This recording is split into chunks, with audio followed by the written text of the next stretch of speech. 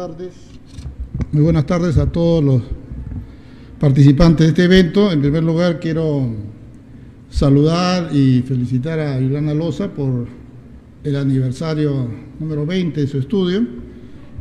Y muy personalmente a ella también mis felicitaciones, porque prácticamente la he visto crecerse como abogada y también como jurista, es decir, dedicada también a la vida académica a la vez que en la lucha en los tribunales.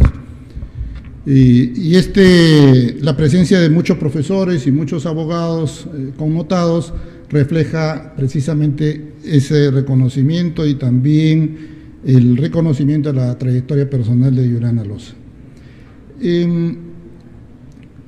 Hay dos temas que se han asignado para esta mesa, que son el primero, motivación y prueba, y el otro, el de la prueba ilícita. Yo he escogido tocar el tema de la prueba ilícita. Probablemente si hay un debate también se podría abordar otros temas de prueba, pero ¿por qué el de prueba ilícita?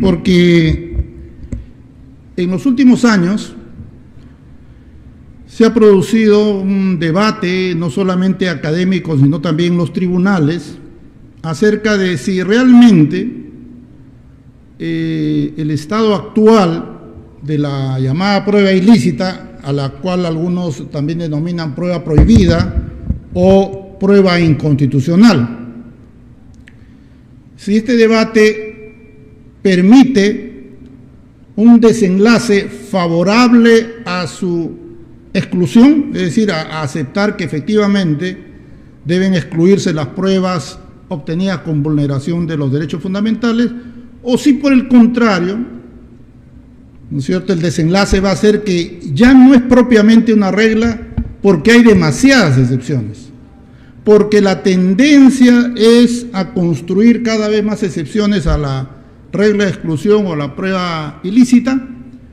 y porque también se están preocupando de derribar los fundamentos subyacentes o fundantes a la exclusión de las pruebas obtenidas con violación de derechos fundamentales. Y también porque hay tendencias, no solamente doctrinarias, no solamente teóricas, sino también jurisprudenciales a nivel mundial, que están aceptando no solamente ya las excepciones o juicios de ponderación, sino también remedios o medidas alternativas frente a la verificación de la violación de derechos fundamentales en la obtención de fuentes de prueba. Es decir, mecanismos alternativos. Admisión de la prueba, a pesar de su mancha, pero, por ejemplo, ir por remedios distintos al penal.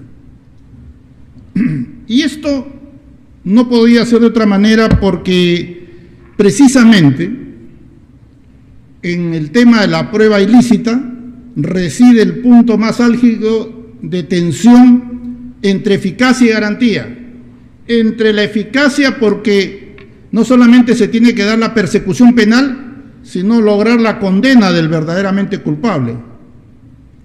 Y por el otro lado, que esa condena o arribar a ese resultado debe ser fruto de la debida protección u observancia de los derechos fundamentales. Pero esto no es nuevo, este debate siempre se ha dado.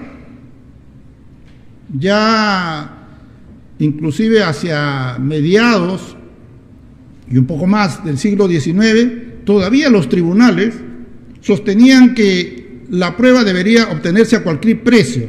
Lo que importaba era la prueba en sí y la información que podría incorporarse al proceso, y no precisamente cómo se había obtenido. Incluso, en un caso muy famoso, Regina versus Leatin, el juez Crompton en 1861 dijo que no importaba si la prueba era robada, lo que importaba era la información que podía permitir arribar a un resultado, sea por el juez o sea por el jurado. Y es desde un punto de vista teórico que Belling, profesor alemán, que trabajó este tema de las prohibiciones de prueba, así las denominó, no como prueba ilícita ni prueba prohibida, sino prohibiciones de prueba, hablando de todas las ilicitudes que podían presentarse en la obtención de fuentes de prueba o en la actuación de medios probatorios, no hacía esa distinción, decía pues que la verdad no podía obtenerse a cualquier precio, o la averiguación de la verdad no podía obtenerse a cualquier precio. Y esta idea fue recogida también por el Tribunal Supremo Federal Alemán, años después, muchos años después, ya con la vigencia de la Constitución de Bonn, en el sentido de que la ordenanza procesal penal alemana no autorizaba a una averiguación de la verdad a cualquier precio. Lo que significaba que el proceso penal no solamente tenía por misión la realización de la pretensión punitiva o de la averiguación de la verdad únicamente, sino que ésta debería alcanzarse en el marco de un sistema de garantías, porque no solamente estaban en juego la averiguación de la verdad como uno de los fines del proceso, sino también otros valores importantes, entre ellos los derechos fundamentales de quien estaba sometido a proceso, en su momento reconocido como la parte más débil del proceso. Y eso no es tampoco fruto de simplemente un trabajo teórico, sino de la evolución misma de la conciencia de la humanidad luego de las grandes guerras y de la implementación de centros, tratados o convenios internacionales de protección de los derechos humanos.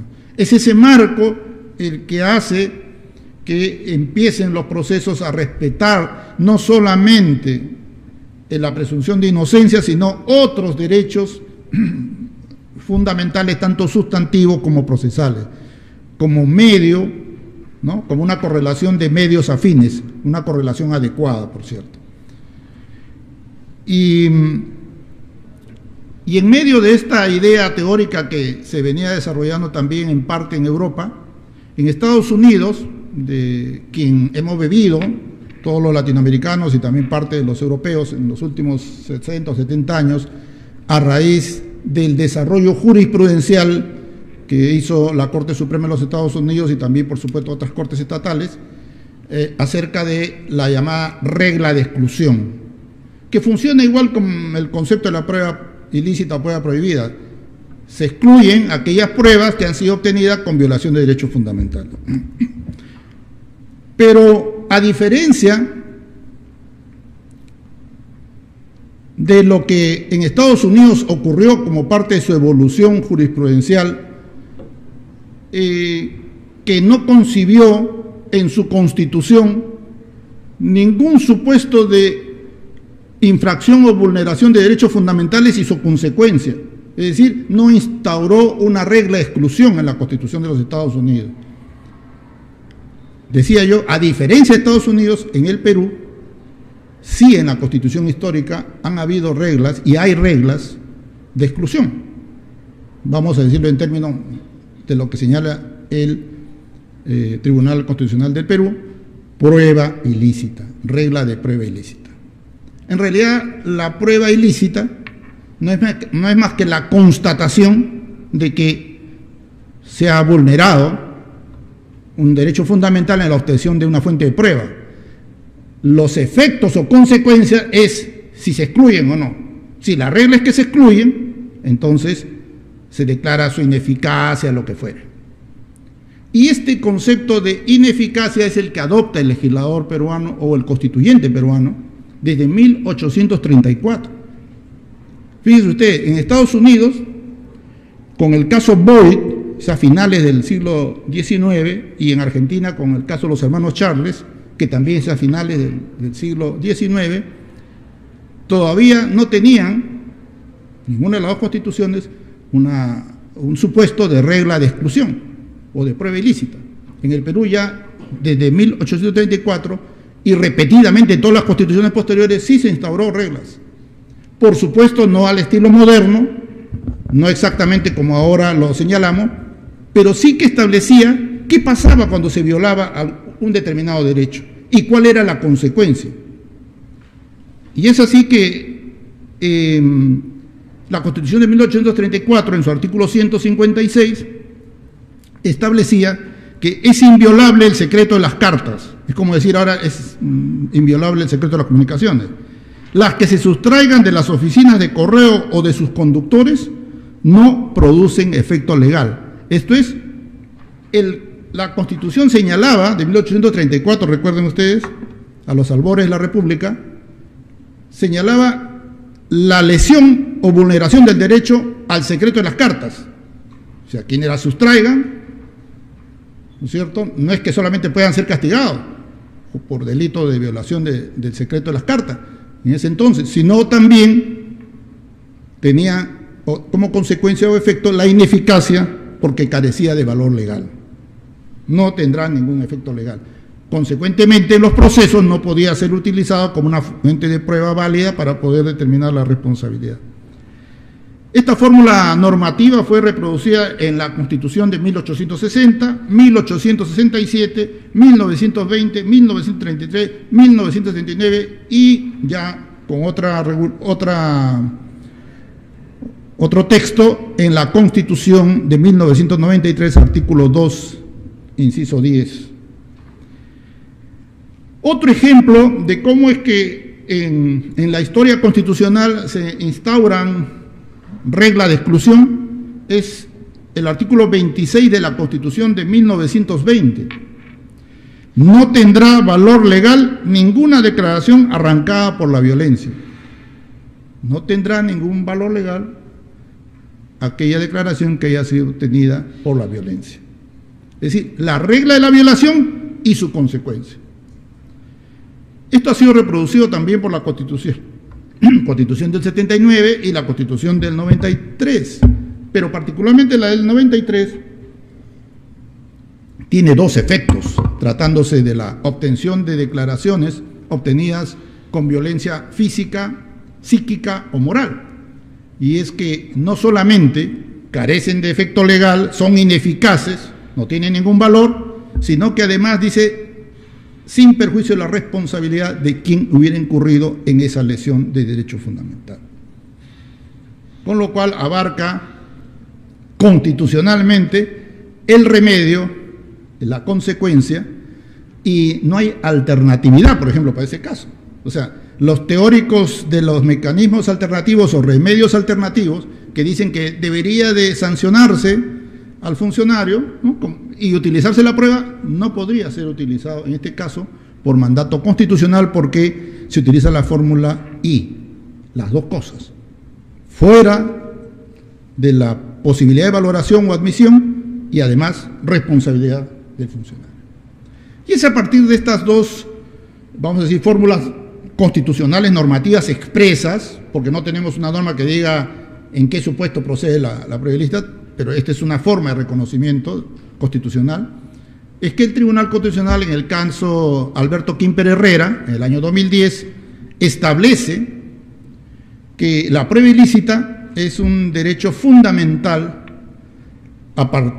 implícito a partir del análisis que hace de estos dos artículos en consonancia con el artículo 3 de la Constitución, que permite consagrar derechos fundamentales no enumerados expresamente en la Constitución. Es decir, hace una construcción a partir de lo que reconoce la propia Constitución.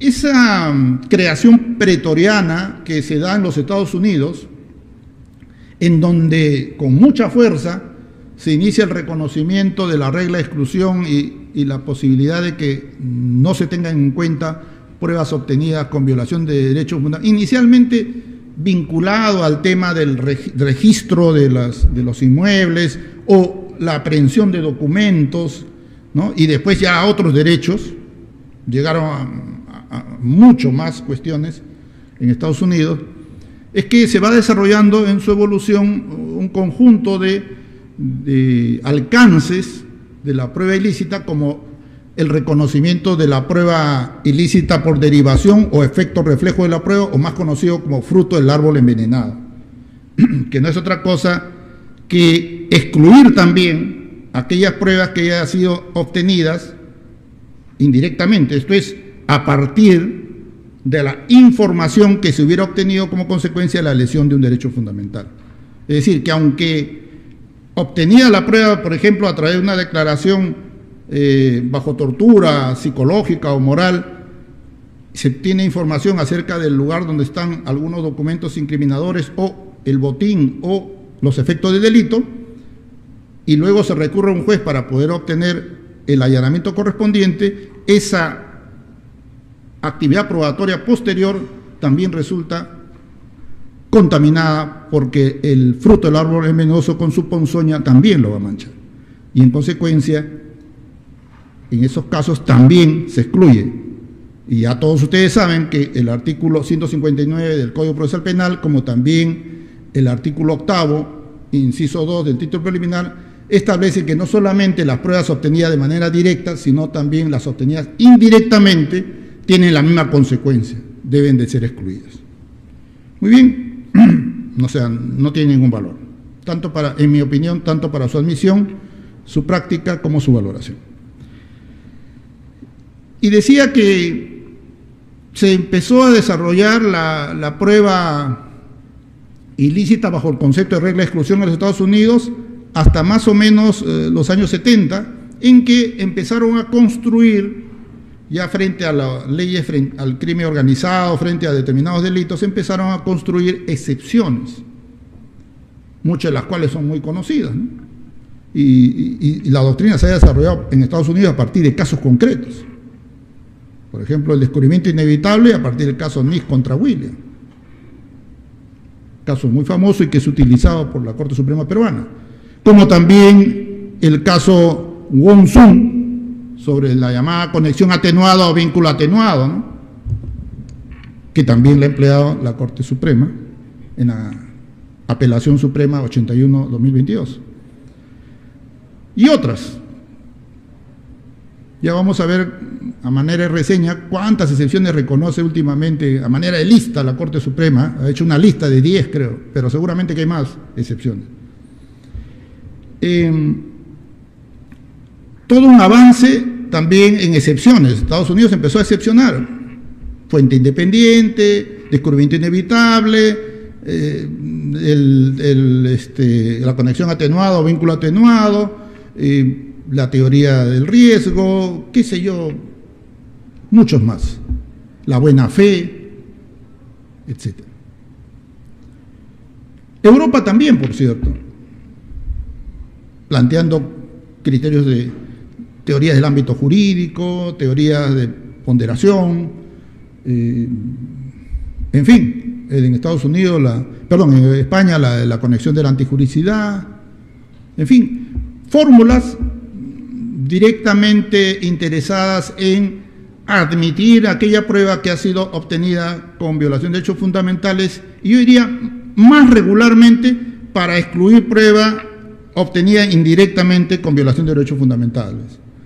Más son los casos de excepción en prueba derivada que en prueba directamente originaria, ¿no? Porque es indudable que los casos donde alguien, por ejemplo, arranca mediante la violencia una declaración, eso difícilmente lo vayan a poder admitir, ¿no? En el Perú probablemente hay casos en los cuales una persona ha declarado sin las garantías correspondientes y sí han hecho lugar y sí han habido condenas. Y no estoy hablando de años de la pera, estoy hablando de entre los últimos 10 años. Y que además son presentadas por la Corte Suprema como leading case, ¿no? Yo diría, debería ser el ejemplo de lo que no se debe hacer. En fin. Y entonces parecía que el desenlace entonces no iba por la aplicación de la regla de exclusión, sino por el lado del decaimiento de la regla de exclusión, la creación de un conjunto de excepciones, hasta que llega en su cúspide de decaimiento la prueba ilícita o regla de exclusión en los Estados Unidos, que en el año 2001, cuando se da, ustedes ya saben, el ataque a las Torres Gemelas, la Corte Suprema, con el ponente Anthony Scalia, en el caso Hudson contra Michigan, decide establecer una nueva doctrina y dice lo siguiente,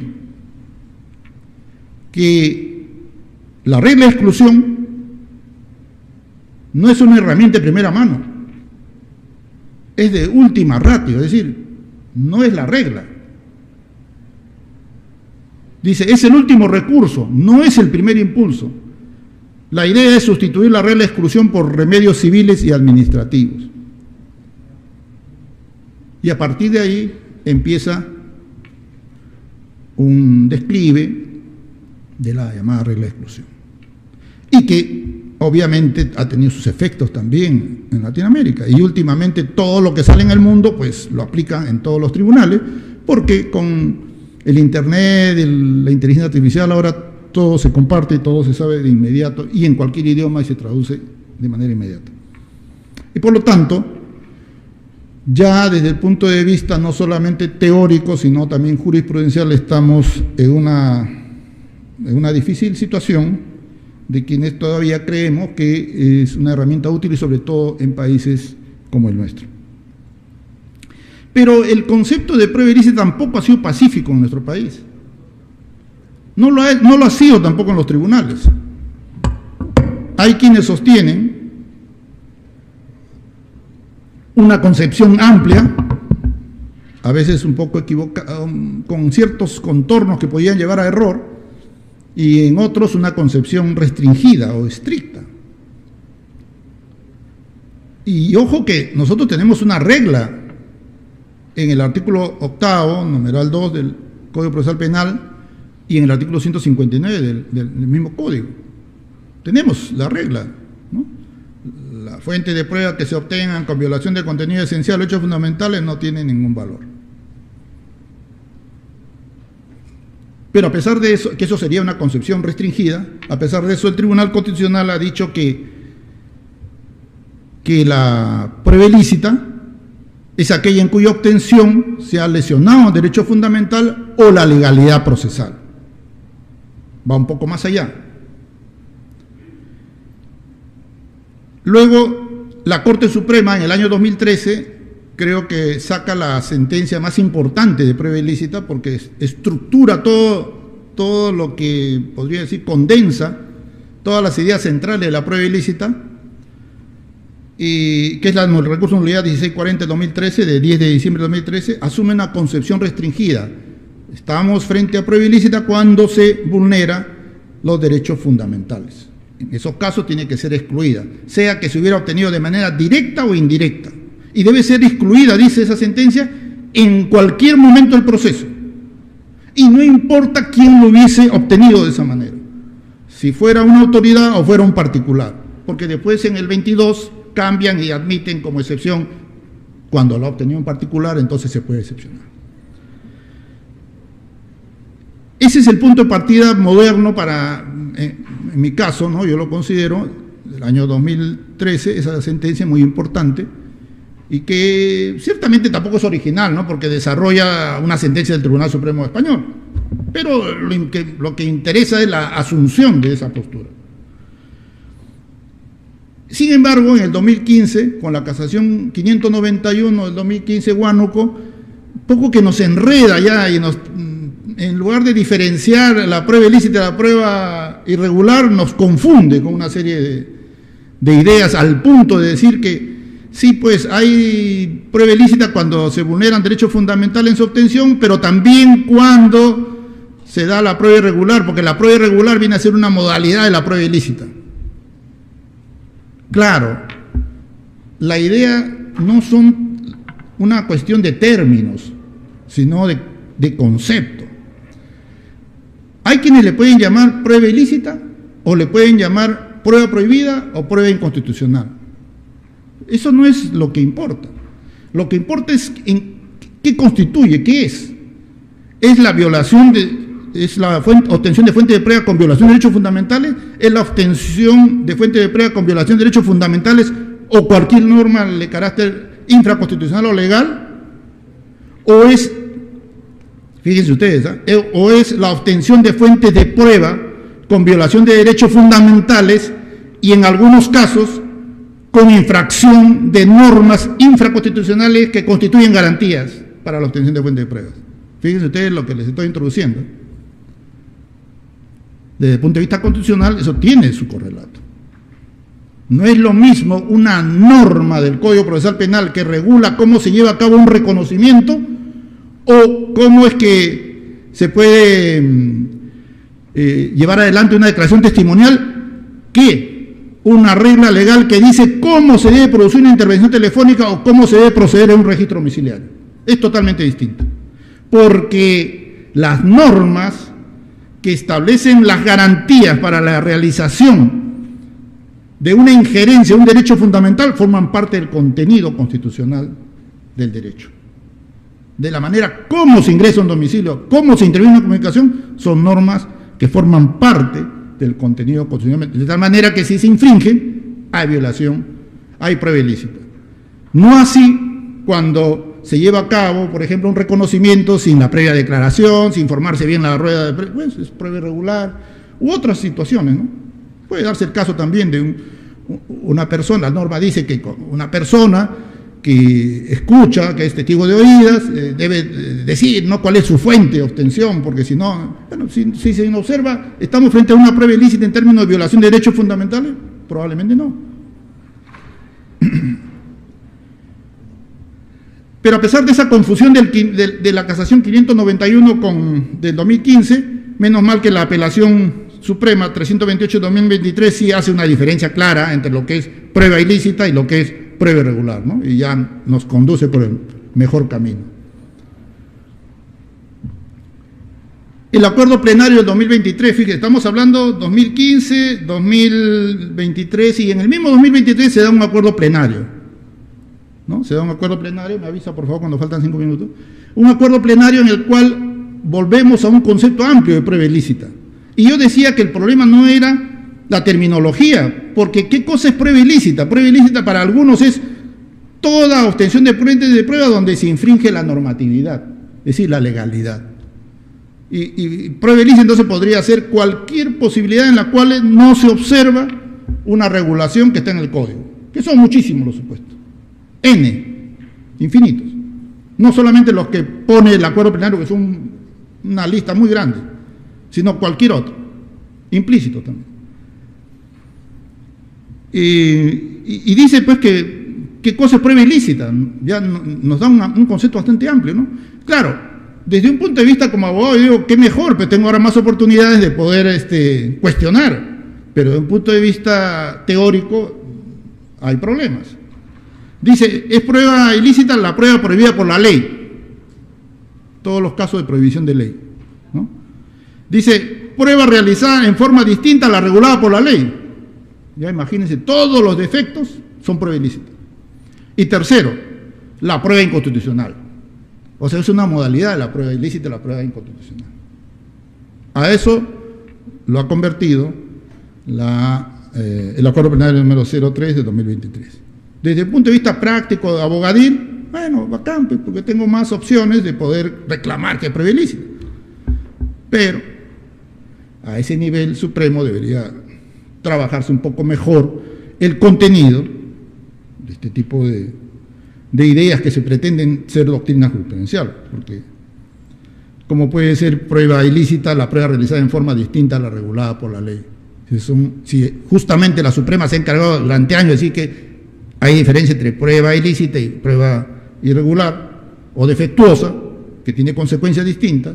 Si, por ejemplo, se lleva a cabo una diligencia testimonial sin observar ciertos requisitos, ¿cuál es la máxima consecuencia? La nulidad y, obviamente, volver a realizar el acto procesal. No así en la prueba ilícita, porque si se excluye, se desaparece. Aunque materialmente esté en el expediente, jurídicamente no existe. Se perdió.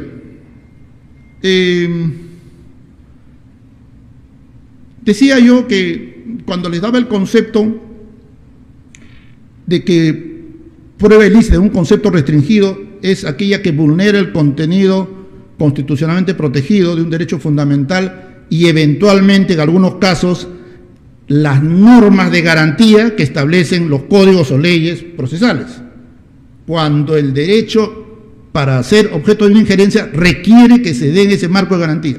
Sin un marco de garantías, no se pueden intervenir unas comunicaciones, pues tiene que haber un plazo, etcétera. Lo mismo pasa con el registro, se tienen que seguir ciertas pautas. Y hay otros casos en los que la regulación no es tan clara también. ¿Por qué les decía yo eso? Porque la casación 319 de 2019 contiene unas ideas interesantes, que obviamente no ha sido muy difundida, pero que me parece bastante interesante. Dice, ¿cuál es la prueba ilícita? Dice, aquella que se obtiene con inobservancia directa o indirecta del contenido esencial de los derechos fundamentales o con infracción de otros preceptos constitucionales. No sé esa diferenciación, pero debo entender que lo asimila allá no los derechos del artículo 2, más conocido como derechos de carácter sustantivo, y los hace abarcar también a los procesales. En algunos casos sí, no en todos los casos. Y termina diciendo el tercer supuesto, dice, o con infracción o con vulneración grave de preceptos ordinarios de garantía sobre la prueba. Más interesante que el acuerdo plenario, porque ahí sí no se sale de la concepción estricta de prueba ilícita y comprende los supuestos que más o menos podrían caber dentro de esa idea y que con base a eso puede solicitarse la exclusión de la fuente de prueba. Los fundamentos también han sido discutidos por la Corte Suprema, por el Tribunal Constitucional, ¿no? Se han decantado inicialmente por el fundamento de protección o garantismo, o sea, ¿por qué la prueba ilícita admitida? Porque hay que proteger los derechos fundamentales, nivel de carácter preferente de los derechos fundamentales. Pero también algunos han señalado modernamente, en los últimos 5 años, que se tiene en cuenta el fundamento disuasorio, es decir, funciona la prueba ilícita o se puede excluir fuentes de prueba obtenidas con violación de derechos fundamentales, porque con eso estamos desincentivando a que la autoridad, particularmente los policías, agentes de control, no utilicen pruebas que violentan derechos fundamentales, porque van a saber que esas no van a tener valor. Y hay otros fundamentos también. También hemos visto que en la casación 1762 del 2018 se ha dicho que el eje sustancial de la prueba ilícita, o sea, el fundamento es la garantía del debido proceso, siguiendo un poco al Tribunal Supremo Español. También se ha sostenido que el fundamento es la integridad del sistema de justicia, o sea, cómo una sentencia va a tener fuerza moral si se fundamenta en violación de normas constitucionales. Y finalmente, el fundamento que se esgrime es el de presunción de inocencia. Las fuentes de prueba válidas para enervar la presunción de inocencia tienen que haber sido obtenidas legítimamente.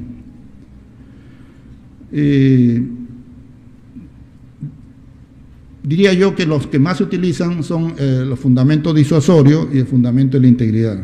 No obstante, hay críticas contra estos fundamentos, y críticas bastante mordazas, y críticas desde el lado no solamente del derecho procesal penal o derecho probatorio, sino también desde la epistemología, desde el lado de los filósofos. Las críticas se sustentan en que efectivamente no se dan esos fundamentos o no se cumplen esos fundamentos. Que estudios han demostrado que en la práctica los efectivos policiales no se disuaden porque exista la regla de exclusión, o que, ¿cómo puede decir íntegro un sistema que resuelve falsamente? Dice, ¿por qué falsamente? Porque teniendo pruebas relevantes, entre comillas, verdaderas, las excluye, ¿no? Las extrae del conocimiento de quien va a decidir el caso, y por tanto sacrifica epistemológicamente, ¿no?, esa información, y con pruebas menos eficientes resuelve un caso, y por supuesto puede ser un falso negativo. ¿Qué quiere decir? Puede absolver a un culpable. Y esto es sostenido por Laudán, por Jordi Ferrer, por otros, ¿no? Y ellos se decantan porque deben existir justamente remedios alternativos, ¿no? Más importante es obtener la fuente de prueba y pagar indemnizaciones porque le patearon la puerta o porque en ese momento violentaron su privacidad, o sancionar a la autoridad, pero utilizar la prueba siempre. Sin embargo, el problema no es solamente una cuestión epistemológica, es decir, una información necesaria que me va a dar un conocimiento sobre el caso, sino el problema radica en la fiabilidad probatoria. Si no se observan las garantías para una intervención de las comunicaciones, si no se observan las garantías para un registro domiciliario u otro tipo de injerencias a derechos fundamentales, ¿cómo así va a ser fiable el resultado? ¿Cómo sabemos si efectivamente lo que se halló en el registro era lo que realmente estaba ahí o le pertenecía a la persona involucrada? Puede ser que en algunos casos sí, pero no vamos a tener ese grado de fiabilidad, porque no se ha seguido el procedimiento constitucionalmente que debe seguirse. Entonces el problema no es que haya un elemento de verdad, no, es que esa verdad está teñida con problemas de fiabilidad porque no se han seguido los caminos que debieron seguirse para ello. Por supuesto, siempre van a salir quienes digan, oye, pero en este caso han declarado fundado el tema de la prueba ilícita porque no fue motivado el auto, ¿no? Claro, en esos casos sí es discutible si hay base epistemológica o no, porque una cosa es motivar una resolución y otra cosa es las garantías instrumentales para las injerencias, ¿no? Es decir, no es lo mismo que la policía patee una puerta, se diga, yo tenía la idea que ahí están las cosas, entro y dice, aquí están las cosas, y en realidad nadie sabe si estuvieron las cosas. Que es distinto si hay una orden judicial, si hay todo un mecanismo que se sigue para obtener esa fuente de prueba. Igual que en la intervención de la comunicación. Muy bien. Entonces, cuando estamos haciendo una crítica sobre la base de la epistemología, hay que tener en cuenta que no determinados casos que se pueden dar en la praxis, que generalmente los teóricos cuando exponen utilizan, pues esos casos donde no es la base central de la obtención de la fuente de prueba, sino cosas alrededor de, por ejemplo, cuando no se ha motivado algo, ¿no? Entonces ahí sí pueden decir, claro, pues ¿cómo se tiran abajo un proceso tan grave por un delito de corrupción? Porque sencillamente no estuvo motivado, cuando en realidad la fuente de prueba está ahí. Pero si optamos por el camino de los epistemólogos de tomar todas las pruebas que se obtengan con violaciones de derechos fundamentales, sencillamente, más bien habrán muchos falsos positivos, es decir, personas condenadas sin realmente serlo. Y creo yo que a ninguno le gustaría que lo procesen con violación de sus derechos fundamentales. Entonces, las alternativas de las que todavía menos mal que no ha acogido la jurisprudencia peruana, que son remedios administrativos, que pueden ser multas, suspensiones, destituciones, ¿no? O indemnizaciones que las puede pagar incluso el Estado, ¿no? En mi opinión, no son suficientes para poder superar el problema de inclusive la averiguación de la verdad, porque estaríamos con una baja fiabilidad probatoria obteniendo esos resultados. Pero además, porque la averiguación de la verdad no es el único valor en el proceso penal, también concurren otros valores, así como se habla que también el agraviado, el derecho a la verdad y otras cuestiones que pueden entrar en juego, efectivamente, se deben tomar en cuenta.